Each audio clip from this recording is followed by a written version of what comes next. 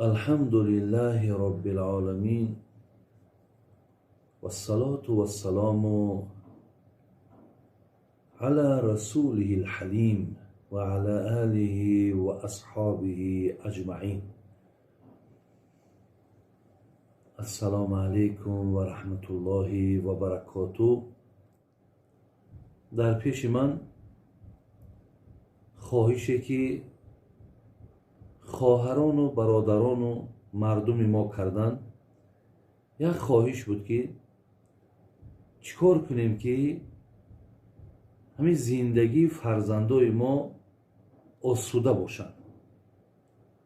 چیکار کنیم که همین غم، دقت، تشویش، سرگردانی ها، همین مشکلات هایی که در زندگی هست، اینها مقصد از زندگی های فرزندای ما، از زندگی مردم ما دور رو و فرزندکای ما زندگی خوب و زندگی نیک بیابند.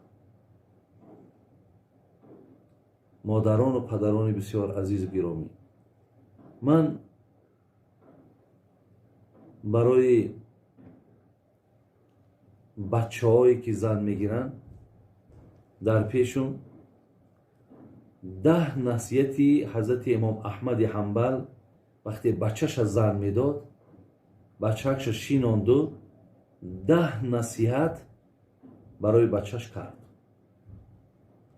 همچنان یکی از سرداران قبیله به نام عوف ابن ملهم که خانم داشت یا زن داشت به نام امامه، وقتی دخترش شوهر میداد و هم دخترش شیناند و 10 نصیحت برای دخترش کرد. پدران و بسیار مادران عزیز، من این 10 نصیحتی که برای بچه هامان، 10 نصیحتی که برای دخترامون هست، من برای شما گوشزد میکنم. این سخنهای عادی نیستن. شاید که بسیاری از شما بچه ها را زن دادنی میشین، دخترها را شوهر دادنی میشین، لیکن از این نصیحت ها شما خیلی دورین. از این لحاظ الله که این امکانیت حاضر به شما میتید و شما سخن این بزرگه ها را وقتی که گوش میکنین، اینها را در زندگی فرزنداتون داخل کنین، کنی بینین که آیا زندگی هاشون با برکات میشود، کو بینین که آیا بهبود در زندگی میشود، کو یک جای نگاه کنیم که آیا عدد طلاق در جامعه ما کم میشه یا نمیشه. از این لحاظ من این مصلحت ها را آوردم و به گوش همه شما کسی که بچه زن میتید یا دادرای عزیز، وقتی که شما زنگیرین، شما این 10 نصیحت را گوش کنین، همین را در زندگی هاتون مطرح کنین، دستور عمل حیاتون قرار دین. و 10 نصیحتی که برای دختر می شود، اینش پیش همو زنی که میگیری پیش وایده گذار. ویم از این 10 نصیحت این مادر بسیار دانا، این مادر بسیار غمخوار، این مادر بسیار مشفق، این نصیحت ها را به زنهاتون رسانین که تا که اونها گوش کنن. شما نصیحت های حضرت امام احمد حنبل شما دادر عزیز گوش اندازین. از این 2 عزیز خدا شما استفاده برین، کنی بینین زندگی هاتون چی میشه. میاییم به سر سخنهای. اولا 10 نصیحتی امام احمد حنبل با گویم فرزند ارجمندش. گفت فرزند عزیزم، پدرهای عزیز، کلانترهای بسیار مهربان، طرز معامله را با فرزندت یاد بگیر که این عزیزای خدا را بین چگونه معامله میکنن. فرزند عزیزم، هرگز در حیات عائلوی با سعادت و خوشبختی نائل نمیگردی مگر در صورتی که 10 خصلت را با همسرت ببخشی، پس آن را از من در یادت بسپار و در نگهداری آن حریص باش. چقدر مصلحت بین از ابتدا الکی مراجعت بسیار ملایم قطعی. یکایک با بچهش میشیند و انامین 10 نصیحتی که من میکنم انامین 10 خصلت را به همسرت میبخشی.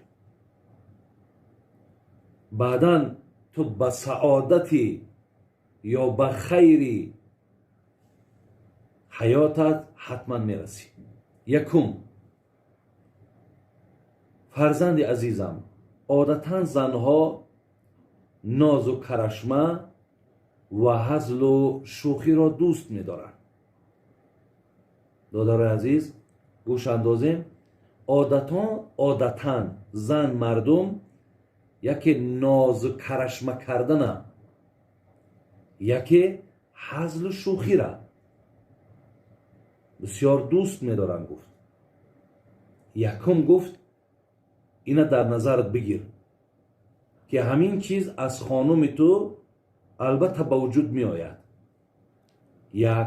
دو، و زنها دوست می دارند این که محبتت را آشکار کنی.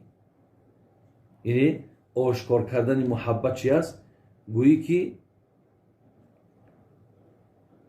نامش میگیری یا فرزنددار باشی آچه فلانی گفتم مراجعت میکنی، یا زنک میگوی یا زنک جان میگوی که من تو را دوست میدارم. انا همین را میگد زن بسیار برای خودش یک چیزی عزیز و بسیار چیزی قیمت میدانسته است. پس در دوام چی گفت؟ پس در اجرای این دو خواهش زن بخیلی مکن، زیرا اگر در اجرای آن بخیلی نمودی میان خودت و همسرت پرده از درشتی و نقصان در محبت قرار میدهی. برادران عزیز ببین، یعنی گفتیم یکم زن ناز و کرشمه و هزل شوخی، یک. دو، اظهار محبت را دوستت میدارم. این دو چیز را گفت بچم در راست زنت بخیلی نکن، این دو را بر همسرت ببخش. یعنی بگذار هزل شوخی کنه، بگذار ناز کرشمش برداشت کن، دیگر بگذار برای او بگو که من تو را دوست میدارم. زیرا برادران عزیز و گرامی، یک پیامبر نازنینی که هیبت داشت، وقار داشت، شهامت داشت، بین با این قدر یکی از گویم بهترین موجودات روی عالم بود، پر از غیرت و جسارت بود. وقتی میپرسنش که از همه بیشتر کی را دوست میداری؟ به یگان اطرافش نگاه کردن، یا به یگان گویم اکو امروز با گفتی ما حیا میکنیم یا شرم میکنیم، در حال گفت عایشه را دوست میدارم. گفتن ای پیامبر نازنین، مقصد ما از مردکا بود. گفت پدری عایشه را دوست میدارم. یعنی دوست داشتن پیامبر عایشه را در بین مردم اظهار کرد، نه تنها در روبروی عایشه. از این لحاظ این دو چیز را گفت امام احمد حنبل که بچم اگر عمل کنی و بخیلی نکنی به همسرت بخشی، انمون سعادت دنیا، سعادت زندگی را، شیرینی زندگی را تو در میابی.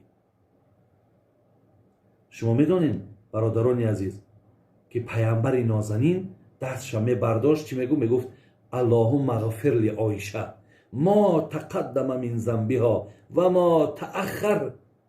بین ای برادر عزیز، او برای زندگی ها را خوب شدن به خدا قسم بهترین نصیحت ها داریم، بهترین مصلحت ها داریم. او اسلام به ذات خود ندارد عیبه، هر عیبی که هست در مسلمانی ماست. اسلام ما بسیار مصلحت های زیبا میده، دین خود ما بسیار برنامه های بهترین دارد. افسوس گنده خود مانیم، بدفعل خود مانیم، پیامبر بین دعا میکنه خداوندا عایشه را گناهاش خطاهاش چی آشکار کرده باشد چی پنهانی کرده باشد همش را ببخش. برادر عزیز کو یک بارک شکلی که در آینه نگاه میکنی و همه عیب و نقصان تا در آینه میبینی کو یک بار در همین سرگذشت حیات ببین ناز و شوخی زن برداشتگی هستی یا کرشمه زن ناز کردن زن برداشت کردگی یا بار هم شد است که تو در حقش دعا کرده باشی یا بار هم شد است که تو بگوی زنه که من تو را بسیار دوست می‌دارم البته تو در دل من جای داری هزار رحمت بر پدر و بر مادرت خدا برکت تیاد. پیامبر نازنین ابین میگه هر کسی در حق شما یک خدمت کرد شما بگین خدا جزای خیر تیاد. ما در عوض اگر همین خدمت زنهایی که ما میکنن ما هم همین زبان شکرینه که پیامبر نازنین داشت اگر داشته باشیم آیا زنها ما را حرمت نمیکنن؟ آیا به قدر ما نمیرسن؟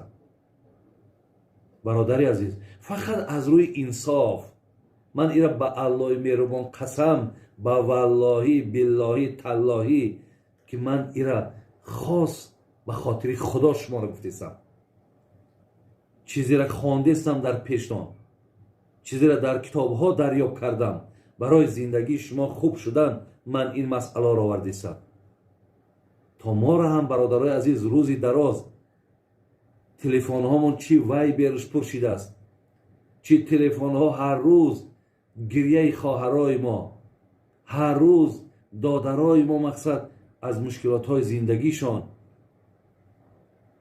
به جان زدن بیزار شدن اما میخواهیم که از همین حالت برآمدن من در کاره انا با همین راه هایی که عزیزای خدا کردن ما میتونیم براییم فهمیدیم یک چی بوده است هزل و شوخی ناز و کرشمه زنه البته برداشت کن قبول کن دو اظهار محبت کن زنه که بگو که دوستت میدارم چی خدمت کرد بگو خدا برکت دهد الله جزای خیرت دهد الله از تو راضی باشد خدا گناهات مغفرت کند چه که پیامبرمون کرد قرآن میگه اطیع الله اطیع الرسول الله را اطاعت کن و رسول الله را اطاعت کن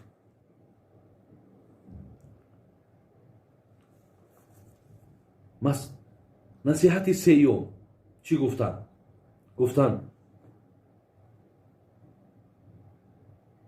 عادتاً زنها مردهای درشت تندخوی را دوست نمی‌دارند اما در برابر این مردان از حد زیاد و نرم و خوش رفتار را هم زیر پای میکنند و آنها را مورد سوء استفاده قرار میدهند پس هر صفت را در جای خودش قرار ده. سوم نصیحتی که امام احمد حنبل بچه کرد گفت زن مردی بسیار درشتخویه بسیار زیشت رفتاره دوست نمیداره در برابرش گفت زنهای مردهایی که اگر بسیار ساده بدن باشند بسیار خوبی بدن باشد اینها را گو با پایمال میکنن برای همین گو بچم میانه همین انتخاب یعنی نه آن قدری که ترا پایمالت کند و نه آن قدری که تو درشت و بسیار حقارت کن و بسیار زیشت رفتار باشی میانش انتخاب کن این نصیحتی سیوم بود. نصیحتی 4 زنان از مردان عیناً همون چیزی را میخواهند که مردان از زنانشان میخواهند از جمله خوش سخنی داشتن ظاهر و پاک و زیبا آراستگی سر و لباس همیشه خوشبوی بودن و غیره پس تو هم در معامله با همسرت همین طور باش چگونه ای که امام احمد حنبل با بچهش گفت میدانی که چگونه ای که تو میخواهی که زنت یعنی در نزد تو سرمه کند اسمه کند از زیورات طلاییش همش استفاده برد، لباس های تازه پوشد، یعنی سر رویش گویم با یک ترتیب بیارد، یعنی چقدر از هر چیز زیبایی هایی که باشد استفاده برد، خوشبویی کند. انا گو وقتی که تو از زنت که همین خواهی، زنم از مرد همین را میخواهد. برادرای عزیز، یعنی شما هم هرگاهی می‌دارین که خواهشتان همین است که زنهای شما صورتاشون را زیبا کنن، چقدر خداشون را مقصد نقش و نگار کنن، زیبا کنن، که در نگاه تو مقصد وقتی نگاه میکنی یک در تو هم یک خواهشات پیدا شود، در تو هم باز یک محبت و میل پیدا شود. انا عیناً میگد زنها هم همین را در مردها میخواهند. یعنی شما هم باید برادرای عزیز دائم خداتون را نگاه کنین، بدنهاتون را بسیار نگاه کنین، لباس های تازه پوشین، خداتون را خوشبو کنین. انا همین میگه خواهشی زنم همینه. من در کتاب ها دیدم که هرگاهی که اگر مرد ببینید میگه خوشبویی میکرده است، پیش مثال از آنه که دست خانوم شب دارد و با خانومش یک جا شود، وقتی میگه خانومشم غسل میکنن خوشبویی میکنن، مردم غسل میکند خوشبویی میکند، وقتی که مقصد در بستر خوابشون میدرویند، وقتی اونها که یک جا میشوند، صاحبای کتاب میگن که در این حالت میگه از اینا فرزندی بسیار، فرزندی سالم برای صالح بدنش دعا کرد در کار. خیلی که حضرت ابراهیم برای صاحب فرزند شدن گفت رب هب لی من الصالحین، خدایا فرزندی که بر من میتی فرزندی صالح بده، برای صالح بدنش دعا کن. یکی برای سالم بدنش میگه انا همین پیش از هم خوابگی انا همین کار کنین، میگه فرزنداتون سالم میآید. این برادران عزیز مصلحتی گویم یا نصیحتی چهارم بود. نصیحتی پنجم، فراموش مکن زنان خانه را برای خود همچون مملکت شاهی می‌سابند و چنین تصور دارند که در خانه هایشان بالای تخت شاهی نشستند. سروری آنند. از ویران کردن این مملکت شاهی همسرت بپرهیز و هرگز تلاشی ستانیدن مسند مجازی شاهی را از وی نداشته باش.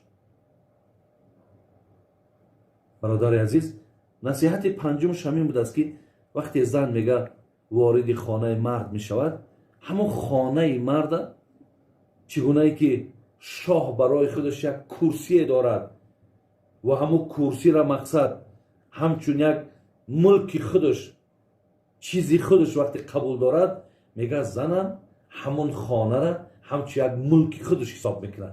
یعنی همین خانه گمانش همین است، تصورش همین است که همین خانه ملک من است. میگه در همین هیچگاه میگه مقابل نباش، بگذار خودش را در همین خانه همچون شاه احساس کنه، بگذار گمانش همین باشد که همین خانه مال همین زن میشود. چی باکی ندارد. اصلا شریعت هم میرن میگه که مرد وقتی که میخواهد زن بگیرد، برای زن باید شرایط، یعنی خانه، جای زیست باید که داشته باشد. یعنی زن این حقوق دارد، این حق را دارد.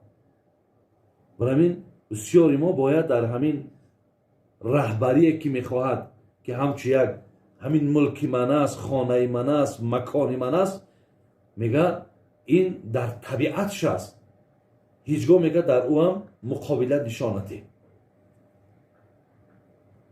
ششم، زنان همیشه دوست می‌دارند که هم دل شوهر را به دست آورند، هم اهل عائله‌شان را از دست ندهند. پس از اینکه خود را به اهل عائله همسرت در یک ترازو قرار بدهی پرهیز نما. هیچگاه به همسرت مگو که یا من یا اهل عائله‌ات، زیرا اگر همسرت ظاهرا تو را از عائله‌اش بالا داند یا اختیار کند، ولی همیشه در زندگی در حالت غم و درد روانی و درونی قرار میگیرد که آن در زندگی هر روزت تأثیر بد را میگذارد. یعنی هیچگاه میگه بچه‌م نگو که پیش زنک در این خیل پرینسیپ نمان، این خیل شرط نمان، یا من یا خانوادتان، یعنی یا من انتخاب میکنی یا پدر مادرتا یا برادر خواهرتا. این پرینسیپ هیچ وقت میگه بچه‌م نمان، زیرا که حقیقتا برای زن تو هم عزیز باشی، پدر و مادرش هم عزیزه، خواهر دادر اولادش هم عزیزه.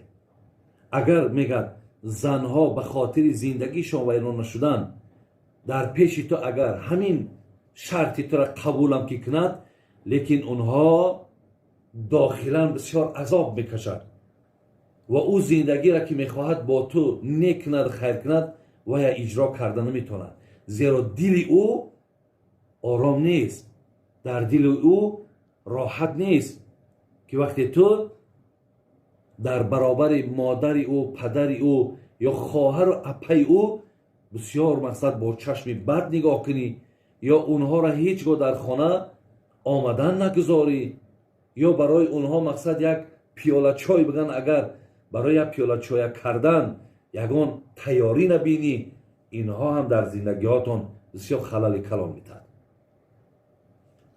مصلحت هفتم، چنانه که میدانی زنان از قبرغه کج آفریده شدند. اصلا سیری حسن و جمال و جذابیت زن هم در همین است. این کجی برای زن عیب شمرده نمی شود. درست همان طوری که سیری زیباگی ابرو در کجی آن است. پس اگر رفت و از همسرت خطای سر زد، نباید با تمامی نیرو برای راست کردن کجیش بر وی هجوم نمایی، زیرا راست کردن آن امکان ندارد، بلکه با احتمال زیاد می شکند و شکستن زن معنای طلاق را دارد. برادرای عزیز، همون حدیثی که این المرأة خلقت من ضلع، زن از قبرغه کج آفریده شده است، و گفت همون جذابیت زن هم همین است که وی از قبرغه کج است، یا کج بودن او عیب شماریده نمی شود، زیرا میگه زیباگی ابرو هم در کجی همون است. زیلهاز یعنی بعضی خطاها، بعضی لرزش هایی که یا بعضی نافرمانی هایی که زن میکند، میگه با تمام نیرو، یعنی با تمام قوت حرکت نکن که وی راست کنی، زیرا امکان دارد که راست کردنش بشکند و شکستنش معنیش این است که وی تو طلاق کنی. پیامبرمون در حدیث میگه لا یفرق مؤمن مؤمنة این کره همینها خلقا رضی منها آخر. میگه جوانای عزیز، غضبناک نشوین در هر یک کار زن. اگر یک کار زن ترا غضبناک کند، کار دیگرش با ترا راضی میگرداند.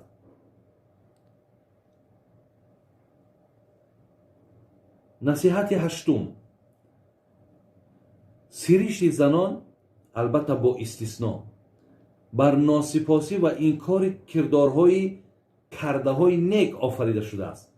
اگر با یکی از آنها تمام عمر نیکی کرده، سپس یک مراتبه نسبتش بدی کردی، میگه هرگز از تو نیکی ندیدم. نباید این اخلاق همسرت تو را وادار سازد که در حقش بدی نمایی و از وی نفرت پیدا کنی، زیرا اگر کدام یک اخلاقش برای ناپسند آید، حتما از اخلاق دیگرش خوشنود و راضی میشوی. یعنی اگر مبادای بچم در زندگی تو ممکن 10 سال 20 سال 50 سال با این زن زندگی کردی، یک روز مقصد به این چیز نرسید، یا یک روز مقصد یگان گپی بلند زدی، ممکن گشته برای تو گوید که در تمام زندگی من از تو یگان خیر ندیدم، من از تو یگان برکت ندیدم. میگه بچم با این گفته زنم هیچ وقت خسته و ملال نشه، زیرا که این مقصد در سیریشتش هست. اینا باید که وی گوید، زیرا پیامبرم در حدیث دارد که اینها میگویند این سخن را، ولی این سخن هم از جانب اونها جدی نیست.